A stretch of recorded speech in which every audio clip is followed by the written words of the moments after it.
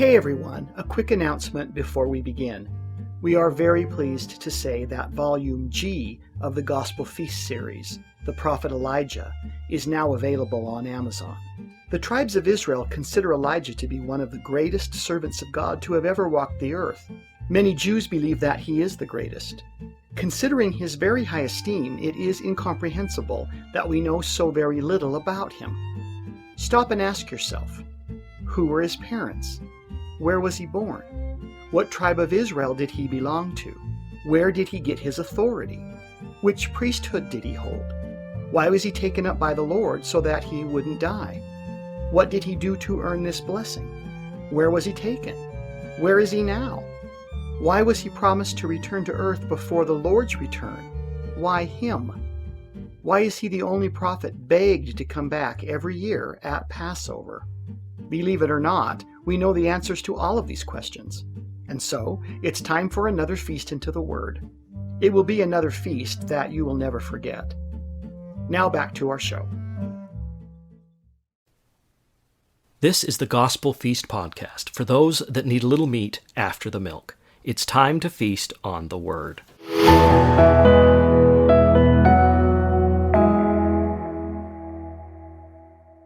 In our last episode, we left Ruth all dolled up and preparing to follow her mother-in-law's instructions in approaching Boaz to be her kinsman redeemer, referred to in Hebrew as a Goel. Christians know that Jesus Christ is our Goel, our Boaz, and we, like Ruth and Naomi, are indeed in need of his redeeming strength. It is interesting to consider that while we know the Lord is willing to work with us, in whatever situation we find ourselves, when we go to him in humility, and maybe in our Sunday go-to-meeting best, we are being like Ruth approaching Boaz in the best that she has to offer at the festival of the harvest on the community threshing floor. Now, Reed, let's get back to where we left off. Let's do it. Don't you just love the book of Ruth? Isn't it wonderful Old Testament proof of God's love for us? Let's continue our feast.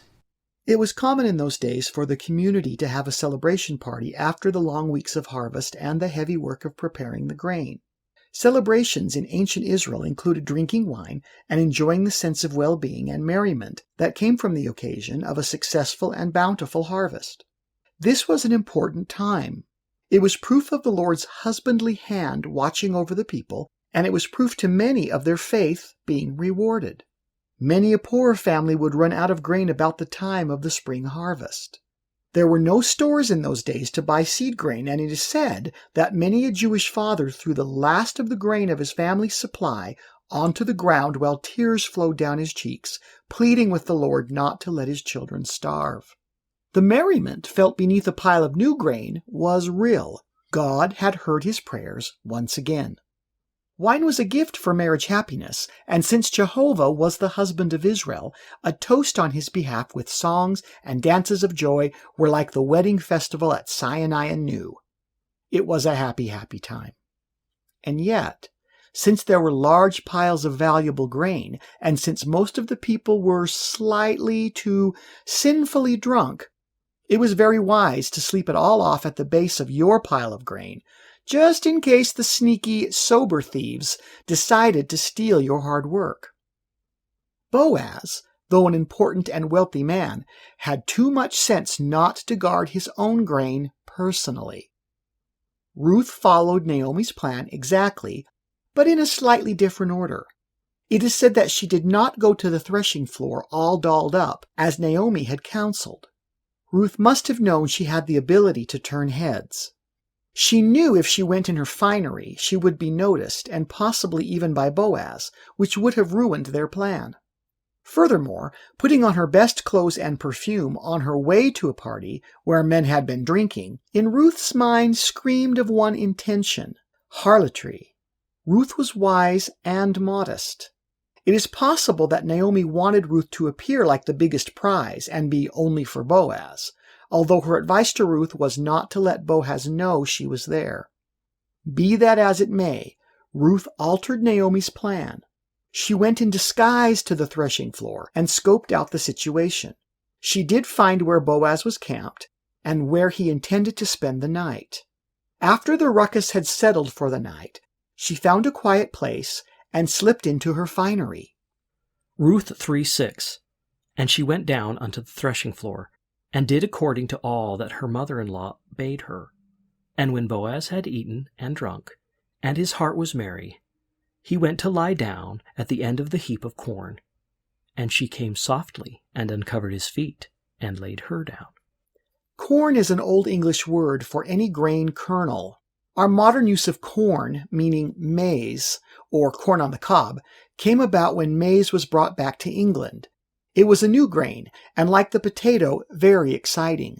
People were tired of the same old foods, and these new ones meant new recipes and new sensations. English had no word for maize, and maize was already something no one wanted to eat, and so the generic word corn became the default word for the last supposed new corn left on earth. The covering of the feet is a euphemism in Hebrew to mean prepare to sleep. Most people do not sleep well if their feet are cold, and so even today it is common, if nothing else, to cover up at least your feet if you want to retire into sleep. Since the retiring for the night is also the most common time and place for adults to engage in sex, the term also came to mean sexual relations, but not necessarily. We will soon see that the not necessarily so was the so in this case. And it came to pass at midnight, that the man was afraid, and turned himself, and behold, a woman lay at his feet. And he said, Who art thou? And she answered, I am Ruth, thine handmaid. Spread therefore thy skirt over thine handmaid, for thou art a near kinsman. In other words, Boaz awoke in the night and was cold. He realized that something was wrong. He should have not been missing his blanket. It was not an easy thing to lose. As he turned to see what had happened to it, he realized he was not lying there alone, after all, but next to a woman. In a moment of panic, he questioned, Who are you? There are those who have suggested that Ruth was sexually propositioning Boaz, but the truth is, she was actually doing something much more aggressive. Ruth was not asking Boaz for sex here in the dirt of the threshing floor. No, she was asking him to marry her. In the darkness, and considering that Boaz had taken a nightcap, he was nervous and uncertain what it meant to find a woman lying near him. He knew the story of Lot, from which all Moab sprang. It was known anciently that a drunken man was capable of getting a girl pregnant without his consent. He was in a very vulnerable position until the fog of sleep passed. He knew the scandal alone could be immensely embarrassing to his good name as well. I am sure Boaz checked his conscience, just trying to make certain. Just how drunk was he? Could he have possibly done something? Had he been taken advantage of? And how could he prove that? When he realized that it was Ruth, and when he understood the very Jewish way in which she went about asking him to marry her, he was touched and flattered. He proclaimed in joy. And he said, Blessed be thou of the Lord, my daughter, for thou hast shown more kindness in the latter end than at the beginning, insomuch as thou followest not young men, whether poor or rich. And now, my daughter, fear not. I will do to thee all that thou requirest, for all the city of my people doth know that thou art a virtuous woman. Boaz had noticed her, how lovely she was, but even more importantly, how virtuous she was. He had seen her around younger men than himself. It is impossible to believe that none of them were not interested in her. But whatever happened, she had always been kind, modest, and respectful to everyone. She was also beautiful, and being a Moabitess, she had asked him to put his wing around her. This was the second part of her uncovering his feet, as Naomi had taught her. Boaz was cold in the night, and Ruth was without a husband. She needed and wanted a man-bird to cover her with his wing. It was a gentle request and very Jewish. In Eastern thinking, a man's skirt was his wing. Even today in Jewish weddings, the groom will take the end of his bride's veil and rest it on his shoulder. Then he will wrap his prayer shawl around her so as to take her under the protection of his wing. All of this is done under a canopy, which is also a wing, but here it is the canopy of Zion and the wing of the Lord. Ruth had opened Boaz's wing at his nest and wanted to come under his care and protection. Here the Hebrew could just as easily have been translated, And when Boaz had eaten and drunk, and his heart was merry, he went to lie down at the end of his heap of grain. And Ruth came softly, and opened his wing, and lay her down like a chick at his feet. And waking, he said, Who art thou? And she answered, I am Ruth, thine handmaid. Cover me with your wing, for we are family. Hold that thought. We are not done with this Eastern gem, but we'll come back to it before we are finished. Now, all great stories have some drama, and it is here that we get our first twist, our stumbling block to boy meets girl, boy loses girl, boy gets girl for happily ever after Disney princess ending, eventually. Having met her, Boaz wanted her, and so true to Hollywood romance, he is about to lose the girl. The same law that allowed Boaz to marry the widow of his kinsman and redeem the land for Naomi had a catch. Anciently, it was not a pell-mell scramble to get your brother's wife for all the wrong reasons. No, legally the man who was closest in bloodline was given the first opportunity. This was in keeping with the concept of raising up children and inheritance to your brother, and it also kept the woman from being simply a commodity. Despite all the feministic propaganda about women in the past, many of ancient Israel's laws were before their time in terms of fairness. But we would expect nothing less of the great Jehovah, who has only atoning love for his sisters. Boaz gives Ruth the bad news. Ruth 3:12. And now it is true that I am thy near kinsman. Howbeit, there is a kinsman nearer than I. If they are going to live by the laws of Israel, then they are going to die by them. Boaz tells her that officially there is another man who rightfully has the kinsman's claim to her and Naomi. As a Goel, Boaz is willing, but he is not legally able. However, that doesn't mean he can't try a few male wiles of his own. He tells Ruth, Tarry this night, and it shall be in the morning, that, if he will perform unto thee the part of a kinsman, well, let him do the kinsman's part. But, if he will not do the part of a kinsman to thee, then will I do the part of a kinsman to thee. As the Lord liveth, lie down until the morning. It is all going to be okay, in other words. When you say something will be so as the Lord liveth, you better make it happen. You have taken a vow in the name of the Lord, and it is one of the big 10 not to use the Lord's name without purpose. We would say taking his name in vain. Boaz tells her that if her dead husband's closest relative wants to do his legal part, let's let him. But don't worry, if he says no, my answer is already yes. Ruth and Naomi are going to be okay. But the wonderful Hollywood twist here is that we the readers don't want Ruth and Naomi to just be okay. We are rooting for Boaz to get Ruth. We want them to live happily ever after. We want the slipper to fit. We want that magic kiss. We want that promise true love conquers all. Boaz's genuine manhood is seen here again in his instruction. He doesn't want her to leave in the night, nor shiver to death in the cold. He invites her to stay with him until just before daylight. He does suggest that in order to safeguard their mutually spotless reputation, it would be best to have her leave quietly before any rumors fly about them being alone together. It is a fascinating contrast to King David, who broke all our inner Jewish hearts with one night's bad decision. Oh, that David had been more like his father Boaz when he awoke and found the beautiful Bathsheba beneath his window. Ruth, having almost got her man, once again allowed him to lead out. We read, And she lay at his feet until the morning, and she rose up before one could know another. And he said, Let it not be known that a woman came into the floor. Also he said, Bring the veil that thou hast upon thee, and hold it. And when she held it, he counted 6 grains of barley, and gave them to her, and she went into the city. Jews have a rich and beautiful culture. Since Ruth is being very Jewish in her request, Boaz responds back in a very Jewish way.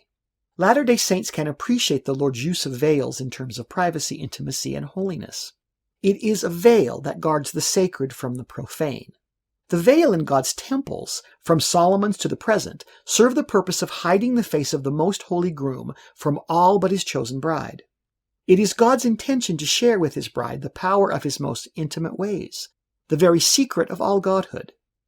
To the father, these secrets are as sacred as the intimate knowledge shared between husband and wife at their most vulnerable joining. Such a moment must be handled with care. It is the same with God. He himself has said so, for God will not be mocked. Into this intimate veil, Boaz places 6 kernels of grain. The scriptures say 6 measures, but the rabbis say this is a misreading. They have joked that even a Viking woman could not carry 6 measures of grain. The clue here is that these 6 measures were not for Ruth, but for Naomi. He says so specifically, "Give these to your mother-in-law." 6 large measures of grain would have meant nothing but a big smile and a thank you, assuming Ruth could have even carried them in a veil. Oh, that's right. No, he gave her 6 kernels of clean grain from his pile. And there was a very good reason. Stay with me. The point is that Boaz is being Jewish, and he wants to show Naomi that he admires the Jewish way that she and Ruth were going about their womanly wiles. Boaz is a good Jewish man. Jewish tradition says that there had been gossip in the community about Naomi's destitute return. Elimelech, her husband, had left the nation in their time of need. It is said that they left in luxury in covered wagons with their wealth. He had married his Jewish princes off to non-Jewish women to raise his seed in the ways of Moab. It was whispered about that the Lord had punished Naomi by killing off the males who should have been better in their Jewish duties. They should have protected her. They should have protected the Lord's good name before the nations. These men had not been good examples, and Naomi had walked back home in rags. Plus, she had returned with an idol-worshipping Gentile for a daughter-in-law too. They gossiped that this showed that the Lord was fair and just. Joseph Smith taught the sisters of the church that they needed to stop gossiping. He also told them that they needed to be kinder to their husbands after work as well. He told the Relief Society that these were natural faults of women, and so they needed to be on guard against them. Women have the power to do so much good, if they will choose to do it and leave the petty things behind. Boaz had observed Ruth closely and knew she was more Jewish in her heart than many of his own people, but he was also trying to avoid all the wild tongues of his community. He knew that one wild rumor could undo a lifetime of honest living. In this he was protecting Ruth, as well as himself. Israelite boys and girls were taught to read and write early on. They knew the law and the stories of their people. One of these cultural languages was the symbolic meaning of numbers. The scripture records that Boaz purposefully gave Ruth 6 kernels, not 5, not 7, but 6. He made a specific point of this. They were a code to her and Naomi, and they had to be recognizably 6. Why? Here's a chance for you to practice some Eastern thinking and some Jewish thinking. Proof of what I'm going to tell you is found in Naomi. Watch what happens. And when Ruth came to her mother-in-law, she said, "Who art thou, my daughter?" And she told her all that the man had done to her. And she said, "These 6 grains of barley gave he me. For he said to me, Go not empty unto thy mother-in-law." Then said Naomi, "Sit still, my daughter, until thou know how the matter will fall. For the man will not be in rest until he hath finished the thing this day." Okay, any thoughts? Did you see the clues? Give it an honest try before moving on.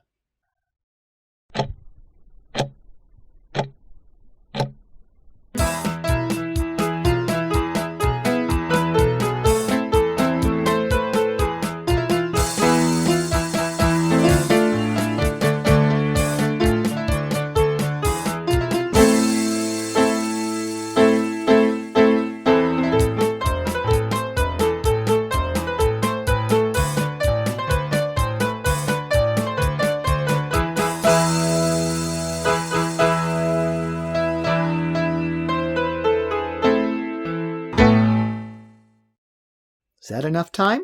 Probably not. That's okay. Let's see how well you did. Every Israelite knew that God made the earth in 6 measures, which he called days, and that they were good. These were the days of his labor. On the 6th day, God made man, male and female, and placed them in the Garden of Eden, telling them to be fruitful and multiply, to be and make a family. In token, men labor on the earth for 6 days of the week and take a rest on the seventh. This rest is at the nest with his wife. Ancient Jews believed that nothing made the Sabbath day more joyful than marriage sex after church. When possible, it was the raisins in the challah bread, the perfect pinnacle to a special day of rest. In fact, many Jewish women put into their marriage contract that sex was required on the Sabbath day. Naomi had been Jewish to Boaz in her request, proof that she had either repented of her old ways or had never forgotten them despite her dead husband's abandonment to the family. Boaz respected this, and so he answered Naomi culturally. Ruth was told to say, "These 6 measures are for your mother-in-law.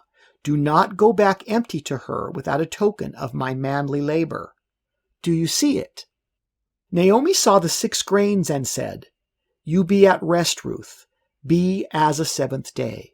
Because the man, like God, will not stop, will not rest, will not take a day of rest, until he has done his labors in this thing." If he had given Naomi 7 grains, he would have been saying, "I'm at peace with things as they are. I have no intention of working on your behalf to change anything." Instead, he had told Ruth he would redeem them both and Naomi, and he would not stop doing that until it was done. This is why the rabbis are right. It had to be 6 single grains, or there would have been no way for Naomi to have understood the Jewish thinking of it so clearly.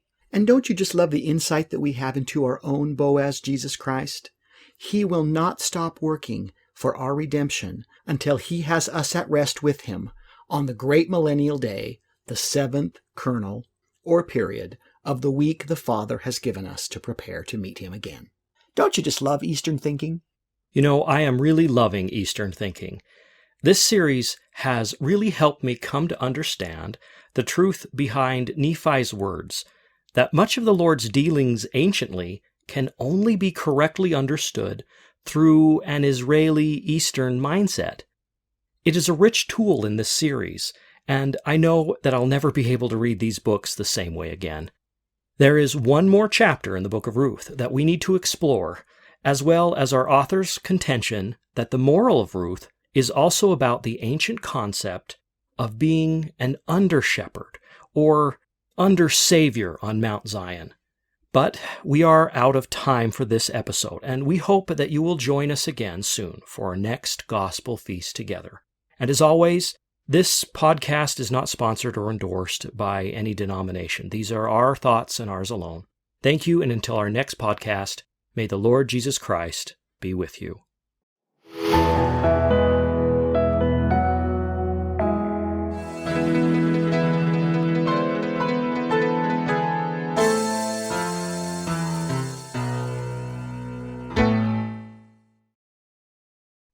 We've had a slight delay in our planned production schedule, but never fear, we have more for this season. This would be a good time to hit the subscribe button on your podcast server so you won't miss a feast. We hope to be feasting again and very soon.